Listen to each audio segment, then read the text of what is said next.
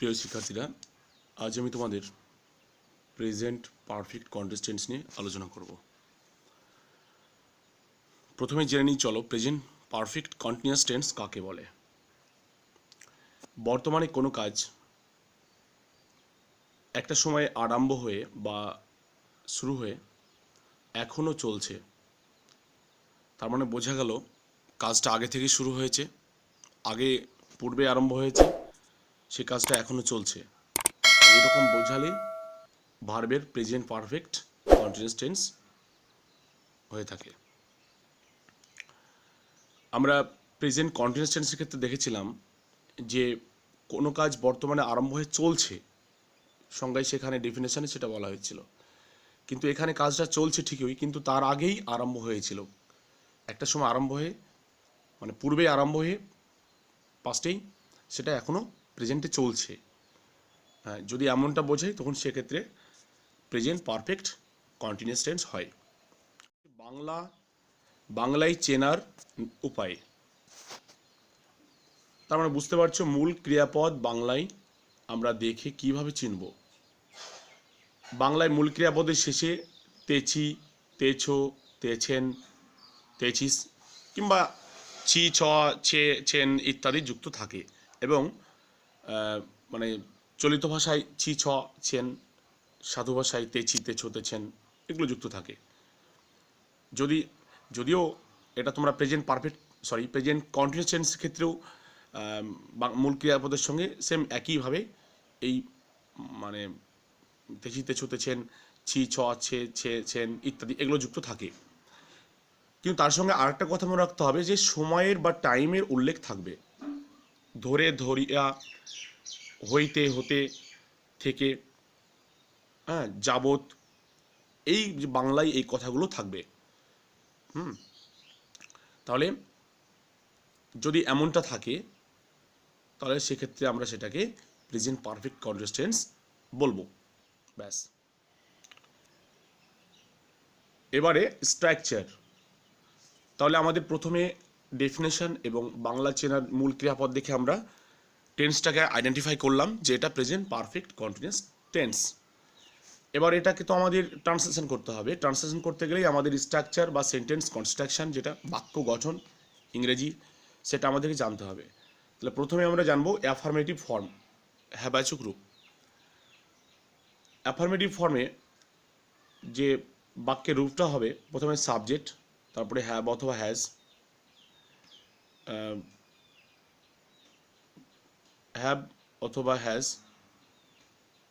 তার সঙ্গে বিন, এটা এক্সট্রা, বিনটা এক্সট্রা, তারপরে মেন ভার্বের সঙ্গে আইএনজি, অবজেক্ট অথবা আদার ওয়ার্ডস, টাইম বোঝানো, টাইমের আগে ফর অথবা সিন্স অথবা ফ্রম, শেষে আদার ওয়ার্ডস, শেষে ফুল স্টপ, ব্যাস। এই হচ্ছে প্রেজেন্ট পারফেক্ট কন্টিনিউয়াস টেন্সের অ্যাফার্মেটিভ ফর্ম। জাস্ট তোমাদেরকে এই ফর্মটাকে বা এই যে সেন্টেন্সের যে কনস্ট্রাকশন হ্যাবাচক রূপের বা অ্যাফার্মেটিভ ফর্মের, সেটা তোমাদেরকে ভালোভাবে মনে রাখলেই বাকিগুলো negative form, interrogative negative form বলো, যাই বলো না কেন, এই সমস্ত সেন্টেন্সের ফর্মগুলো তোমরা নিজেরাই নিজেকে একটু হেরফের একটু ফর্মে মানে গঠনে আছে, সেটা তোমরা দেখলেই পেরে যাবে, অসুবিধা হবে না। তোমরা ভালোভাবে অ্যাফার্মেটিভ ফর্মটা মনে রাখবে, কেমন? আচ্ছা চলো, প্রথমে আমরা একটা এক্সাম্পল নিই। আমি 3 দিন ধরে জ্বরে ভুগিতেছি বা ভুগিতেছি, একই ব্যাপার। তাহলে এখানে দেখো যে আমরা যখন প্রেজেন্ট কন্টিনিউয়াস টেন্স আলোচনা করেছিলাম, সেখানে ছিল কি আমি জ্বরে ভুগছি বা ভুগিতেছি ছিল, কিন্তু সেখানে এই 3 দিন ধরে এই কথাটা কিন্তু ছিল না। কিন্তু এই টেন্সের ক্ষেত্রে 3 দিন ধরে কথাটা থাকছে, মানে টাইম বা সময়ের উল্লেখ করছে। এই যে আমি আগেই বলেছি যে সময়ের উল্লেখ থাকবে, তেছি, তেছো বা ছি, ছ তো থাকবেই, এবং দেখো তার সঙ্গে কি ধরে বা ধরিয়া বললাম, যাবত, এই কথাগুলো থাকবে, সেটা আছে, এবং টাইমের উল্লেখ আছে, 3 দিন সময়ের উল্লেখ আছে। তাহলে এটা অবশ্যই প্রেজেন্ট পারফেক্ট কন্টিনিউয়াস টেন্স। কীভাবে? ডেফিনেশন অনুযায়ী এবং কাজটা কি দেখো তোমরা ডেফিনেশন অনুযায়ী যে কাজটা আগে শুরু হয়েছে, পূর্বেই শুরু হয়েছে, তার মানে 3 দিন ধরে অনেক পাস্ট হয়ে গেছে, সেটা অতীত হয়ে গেছে, এবং সেটা পাস্ট হয়েও সেটা প্রেজেন্টেও চলছে কাজটা, এখনও তার কন্টিনিউটি আছে, তাহলে এটা অবশ্যই প্রেজেন্ট পারফেক্ট কন্টিনিউয়াস টেন্স। ব্যাস, এবারে আমার ট্রান্সলেশন করার পালা।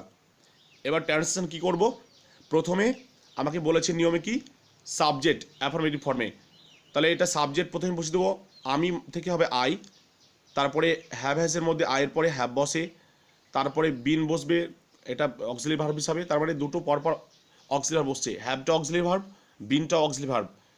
এর আগে দেখেছি আমরা অক্সিলারি ভার্ব একটা বসেছে, এবারে কিন্তু পরপর নেক্সট পরপর দুটো অক্সিলারি ভার্ব বসছে, এবং মূল ভার্ব কি সাফারিং ফ্রম, সাফার থেকে সাফার ফ্রম মানে ভোগা, এই ভোগা থেকে সাফারিং ফ্রম হবে, আইএনজি হবে, মেন ভার্বের সঙ্গে আইএনজি, তাহলে সাফারিং ফ্রম হলো। তারপরে অবজেক্ট, অবজেক্ট কি ফেভার মানে জ্বর, অবজেক্ট কি হবে ফেভার জ্বর। নেক্সট হচ্ছে এবার তারপরে চেয়েছে জ্বর হলো, তারপরে হচ্ছে আদার ওয়ার্ডস বা অবজেক্টের মধ্যে বসে গেল, তারপরে ফর বা সিন যে কোনো একটা হবে, এই ধরে বোঝালে ফর হয়, ধরে বোঝালে কি হবে ফর হবে, ফর বসালাম। তারপরে বলা হচ্ছে টাইম, টাইম কি 3 days, 3 দিন ধরে, 3 দিন ধরে, তারপরে 3 days, 3 days, ওকে। ব্যাস, শেষে কি ছিল ফুল স্টপ ছিল, এখানে ফুল স্টপ বসে গেল, ওকে। এই হচ্ছে ট্রান্সলেশন প্রেজেন্ট পারফেক্ট কন্টিনিউয়াস টেন্সের, ব্যাস বাকিগুলো সেম একইভাবে হবে। তারপর নেক্সট দেখো, সে সকাল থেকে পড়ছে বা পড়িতেছে, সকাল থেকে, এবার থেকে বা হইতে যদি বোঝায় তাহলে সেটাও কিন্তু প্রেজেন্ট পারফেক্ট কন্টিনিউয়াস হবে, এবং ছ ছে ছ, ছ ছে এগুলো থাকে, তেচি তেছো এগুলো থাকবে, তেছে আছে, ব্যাস। এবারে ট্রান্সলেশন করা যাক, সে বলতে হি, তারপরে হিয়ের পরে হ্যাজ বসে ফর্ম অনুসারে, মানে সেন্টেন্স কনস্ট্রাকশন অনুসারে, হিয়ের পরে হ্যাজ, তারপরে বিন তো কমন বসবেই এই টেন্সে, তারপরে মূল ভার্বের সঙ্গে আনছি রিড থেকে রিডিং, তারপরে থেকে বোঝালে সিন্স, হ্যাঁ, আর হচ্ছে অবজেক্ট আদার্স হচ্ছে মর্নিং, ঠিক আছে, টাইমটা হচ্ছে মর্নিং, শেষে ফুল স্টপ, শেষে ফুল স্টপ মানে ছেদের জন্য ফুল স্টপ, ব্যাস। এই হচ্ছে অ্যাফার্মেটিভ সেন্টেন্স ফর্ম।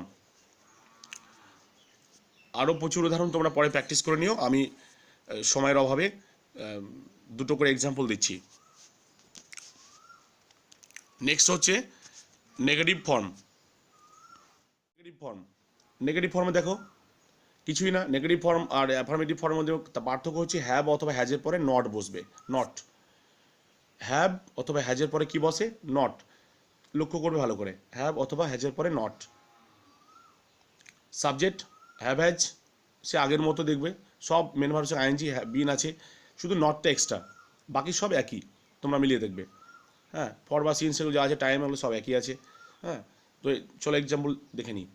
1 মাস যাবৎ বৃষ্টি হচ্ছে না, যাবৎ, এই যাবৎ বোঝালে কিন্তু ফর হয়, এগুলো আমি অবশ্য নোট আকারে শেষের দিকে আমি লিখে দিয়েছি, তোমার দেখিয়ে দিচ্ছি ভিডিওতে, আমি তোমার একটু অপেক্ষা করো, ওয়েট করো, তোমরা পেয়ে যাবে।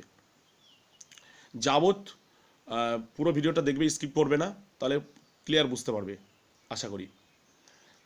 1 মাস যাবৎ বৃষ্টি হচ্ছে না, তাহলে এখানে সাবজেক্ট ইট করা হচ্ছে, কেননা বৃষ্টি বলতে এখানে কেউ মানে যখনই কোনো সাবজেক্ট মানে সরাসরি ডিরেক্টলি খুঁজে পাওয়া যায় না, তখন সেক্ষেত্রে আমরা ইট প্রিপারেটরি ইট আমরা ইউজ করে থাকি। তো ইট এটা ইন্ট্রোডাক্টিভ বা প্রিপারেটরি ইট বলি আমরা এটাকে, মানে সেন্টেন্সের শুরুতে এটা বসানো হয়। It has not been raining for a month, say according to structure, sentence structure অনুসারে পুরো সেন্টেন্স যে ফর্ম আছে সেই ফর্ম অনুসারে বসে গেল, এই ফর্ম অনুসারে, ঠিক আছে। তো এখানে শুধু এক্সট্রা কি বসছে, নটটা বসছে, বাকি দেখো সেই আগের মতো অ্যাফার্মেটিভের মতোই মানে গঠনটা পুরোটা রয়েছে, গঠনটা একটু ভালোভাবে লক্ষ্য করলে তোমরা এগুলো বুঝতে পারবে। শিশুটি গত রাত্রি থেকে কাঁদছে না, কাঁদছে না বা কাঁদিতেছে না সেম একই জিনিস, তাহলে গত রাত্রি থেকে, এটা থেকে, থেকে বোঝালে কী হবে সিন্স হবে, সিন্স বসানো হয়েছে, গত রাত্রি লাস্ট নাইট, তাহলে এক্ষেত্রে বোঝা যাচ্ছে যে প্রেজেন্ট পারফেক্ট কন্টিনিউয়াস টেন্স, এবং এটা ট্রান্সলেশন করলে কী হবে শিশুটি দ্য বেবি, তারপরে বেবি পরে হ্যাভ বা হ্যাজের মধ্যে কী বসে হ্যাজ বসবে, the baby has, third person singular number হলে হ্যাজ বসে, তারপরে নট বসে গেল নেগেটিভের জন্য, কাঁদছে না ছিল তার জন্য, বিন, ক্রাইয়ের সঙ্গে আইএনজি ক্রাইং, আর থেকে বোঝানোর জন্য সিন্স, লাস্ট নাইট মানে গত রাত্রি, ব্যাস শেষে ফুল স্টপ। ওকে, শেষে ফুল স্টপ বসে গেল। এবার হচ্ছে ইন্টারোগেটিভ ফর্ম। ইন্টারোগেটিভ ফর্মে কিছুই না, অ্যাফার্মেটিভের মতোই সেম, সাবজেক্টটা হ্যাভ হ্যাজের জায়গায়, হ্যাভ হ্যাজটা সাবজেক্টের জায়গায়, ব্যাস। আর শেষে কি, শেষে হচ্ছে তোমার মনে রাখবে, শেষে হচ্ছে কোশ্চেন মার্ক, শেষে একটা কোশ্চেন মার্ক বসে ইন্টারোগেটিভ ফর্ম বা প্রশ্নবোধক রূপের ক্ষেত্রে, কোশ্চেনের ক্ষেত্রে। তোমরা দেখতে পাচ্ছ যে হ্যাভ হ্যাজ প্রথম হচ্ছে, তারপরে সাবজেক্ট, তারপরে বিন, মেন ভার্বের সঙ্গে আইএনজি, অবজেক্ট, তারপরে আদার ওয়ার্ডস অথবা আদার ওয়ার্ডস, ফর বা সিন্স বা ফ্রম, তারপরে শেষে টাইম বসে, তারপরে আদার ওয়ার্ডস, শেষে জিজ্ঞাসা চিহ্ন, শেষে এখান থেকে জিজ্ঞাসা চিহ্ন লেখা আছে, শেষে কি দেখো জিজ্ঞাসা চিহ্নটা এখানে দেওয়া আছে, ব্যাস। এবার চলো এক্সাম্পল দেখি, তাহলে ব্যাপারটা ক্লিয়ার হয়ে যাবে। আমি কি 3 দিন ধরে জ্বরে ভুগছি বা ভুগিতেছি, কোশ্চেন করছে, আমি কি প্রশ্ন করছে, 3 দিন ধরে কি করছি, জ্বরে ভুগছি, ঠিক আছে, জ্বরে ভুগছি। তাহলে এটা কি হচ্ছে, প্রথমে কি হবে, সাবজেক্ট কি আমি, তাহলে আমি কি ইংলিশ আই, তাহলে আমির পরে কি বসে, আয়ের পরে হ্যাভ বসে, সে আই হ্যাভ না বসে কি হচ্ছে, হ্যাভ আই হলো, হ্যাঁ, আই হ্যাভ আই হচ্ছে, আই হ্যাভ অ্যাফার্মেটিভের ক্ষেত্রে হলে হতো, কিন্তু এখানে যেহেতু প্রশ্নবোধক, যেহেতু ইন্টারোগেটিভ ফর্ম, সেহেতু হ্যাভ আই হচ্ছে।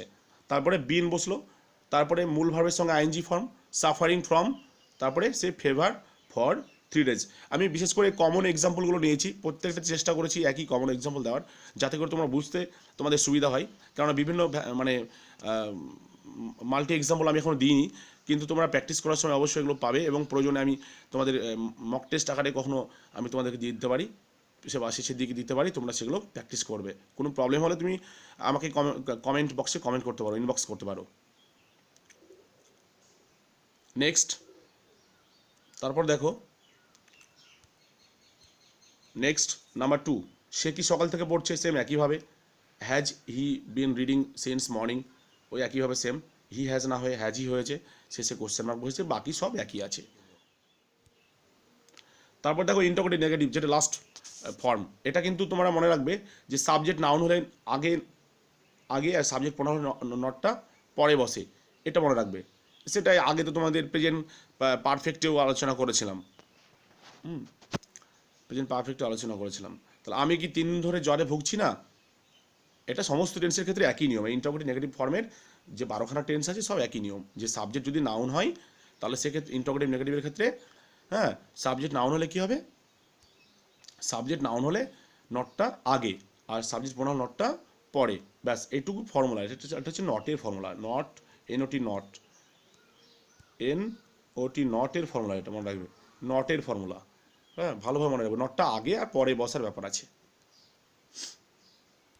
এটা মনে রাখবে। এক্সাম্পল চলো দেখি, আমি কি 3 দিন ধরে জ্বরে ভুগছি না, এখানে কোশ্চেনও করছে, দেখো নাও আছে, মানে প্রশ্নও করছে। আগেরটা কি ছিল, দন্তের নয়কার ছিল না, বা দন্তের নয় বা দন্তের নয়কার এরকম নেগেটিভ নাবাচক কিছু ছিল না, আমি কি 3 দিন ধরে জ্বরে ভুগছি এরকম ছিল, কিন্তু এবারে কি, আমি কি 3 দিন ধরে জ্বরে ভুগছি না, এবার এর মধ্যে নাবাচক কথাটা থাকছে, তার মানে বোঝা গেল যে এর মধ্যে প্রশ্ন এবং না বোধক সেন্স সেটাও রয়েছে। তাহলে এটা ট্রান্সলেশন দেখি চলো, have I not been suffering from fever for 3 days। ওকে, এখানে নটটা বসছে, নটটা কোথায় বসলো, এখানে নটটা বসছে যে বিশেষ করে দেখো, এটা আইটা হচ্ছে প্রোনাউন, আমি থেকে আই হলো, আইটা কি প্রোনাউন, প্রোনাউনের যে নটটা পরে হলো, হ্যাঁ। কিন্তু একটা কথা তোমাদেরকে বলে রাখি যে এটা কন্ট্রাক্টেড ফর্ম বা শর্টেন ফর্মের ক্ষেত্রে কিন্তু এই নিয়মটা কার্যকারী তখন হয় না। যেমন যদি বলি আই হ্যাভেন্ট বা হ্যাভেন্ট আই, হ্যাভ নটকে যদি আমরা শর্টেন করি বা কন্ট্রাক্টেড সংক্ষিপ্ত করি, তাহলে সেটা হবে হ্যাভেন্ট। যেমন অ্যাম নট থেকে অ্যামড, কুড নট থেকে কুডন্ট। তাহলে এইরকম ক্ষেত্রে যখন মানে বড় মানে ফর্ম থেকে, মানে ফুল ফর্ম থেকে, এক কথায় ফুল ফর্ম থেকে যদি সেটাকে আমরা যদি শর্ট ফর্ম করি, তখন সেক্ষেত্রে কি হয়, এই নিয়মটা কিন্তু, এই যে নিয়মটা আমরা বলছি, এই নিয়মটা কিন্তু তখন ইফেক্টিভ হয় না, কিন্তু এক্ষেত্রে হয়। ওকে, ফুল ফর্মের ক্ষেত্রে এই নিয়মটা মানতে হবে যে আগে নট পরে নট। দেখো নেক্সট সেন্টেন্সে দেখো, সুমি কি সে সকাল থেকে পড়ছে না, এটা কোশ্চেন করা হয়েছে সেম একইভাবে। তাহলে এক্ষেত্রে তোমরা দেখতে পাচ্ছ যে হ্যাজটা আগে বসলো, তারপরে সুমি তো বসেছে, সুমির আগে দেখো নট বসে গেছে, হ্যাজ নট সুমি। আর ওখানে কি হলো, হ্যাভ আই নট। এই দুটোর মধ্যে ডিফারেন্সিয়েট করো, তবে বুঝতে পারবে।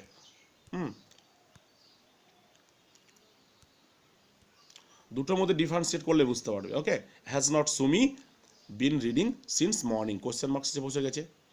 ওকে, তোমাদেরকে যেগুলো বলবো লাস্টে দেখো, যে নোট আকারে বিশেষ দ্রষ্টব্য, যে নোট আকারে দেওয়া হয়েছে, ইংরেজিতে নোট, বাংলায় বিশেষ দ্রষ্টব্য বলা হয়। হ্যাভ অথবা হ্যাজ বসানোর নিয়ম সে আগের মতোই। Subject third person singular number হলে, সাবজেক্ট যদি থার্ড পারসন সিঙ্গুলার নাম্বার হয় 3PSG, ঠিক আছে। সাবজেক্ট দেওয়া হলো কি 3PSG, 3PSG, 3P মানে থার্ড পারসন, SG মানে সিঙ্গুলার নাম্বার। তাহলে কি হবে, হ্যাঁ, হি সি উল্লেখ করে দিচ্ছি কোনগুলো থার্ড পারসন সিঙ্গুলার নাম্বারের মধ্যে পড়ছে, সেগুলো ব্র্যাকেটের মধ্যে একদম পুরো তোমাদের লিখে দেওয়া হয়েছে, দেখো সেগুলো মনে রাখবে। এগুলো হলে সেক্ষেত্রে হ্যাজ বসবে, সেগুলো কি বসবে, হ্যাজ বসবে, ব্যাস। নেক্সট তারপরে কি, যদি আই, উই, ইউ, দে এবং অন্য সব প্লুরাল সাবজেক্টের ক্ষেত্রে হ্যাভ বসবে, ব্যাস। এটুকু মনে রেখো, কোথায় হ্যাভ হ্যাজ বসে আগেও বলা হয়েছে, তবুও আরেকবার তোমাদেরকে স্মরণ করে দেওয়া হলো। নেক্সট দেখো, যেটা আরেকটা নিয়ম আছে, সিন্স, ফ্রম বা ফর, যেটা এর ব্যবহারের নিয়ম, কোথায় কোথায় এগুলো বসাবো, কখন বসাবো। বাংলায় দেখো বলে দিই একটু, বাংলায় যখন ধরিয়া যাবত বোঝাবে তখন সেক্ষেত্রে কি হয়, ফর, FOR, ফর হয়। হ্যাঁ, আর যখন হইতে থেকে বোঝায়, হইতে থেকে বাংলা বোঝাবে তখন সাধারণত সিন্স, ফ্রম হয়, তবে বেশিরভাগ ক্ষেত্রে সিন্স ব্যবহার হয়। ওকে, আর ফ্রম সব টেন্সে ব্যবহার হয়। তোমার নিয়মগুলো দেখে নাও, পরপর দেখে নেবে, নাম্বার 1 2 3 করে পরপর নিয়মগুলো আছে। হ্যাঁ, যেমন কিছু সময়ের জন্য, পিরিয়ড অফ টাইম, কাজটি চলছে বোঝাতে ফর বসে।